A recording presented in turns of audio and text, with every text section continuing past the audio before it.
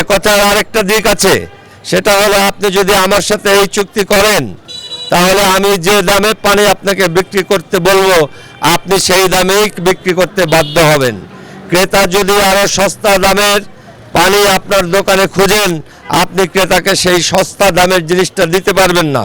অর্থাৎ আপনারা যারা ব্যবসায়ীরা খুচরা জায়গায় বসে এরকম চুক্তি করছেন তারাও কিন্তু ক্রেতার অধিকার ক্ষুণ্ণ করছেন। তারা ক্রেতাকে সস্তা জিনিসের কাছে যেতে এক রকমের বাধা সৃষ্টি করছেন।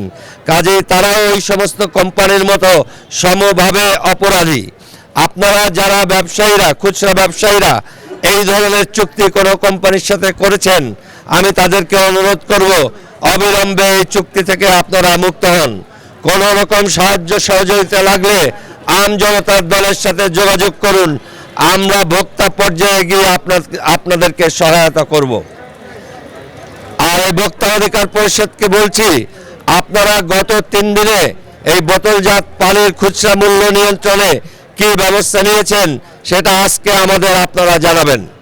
আমরা এই বিষয়টা কিভাবে শেষ পর্যন্ত সুরাহা করা যায় সেটা দেখতে এখানে আজকে এসেছি।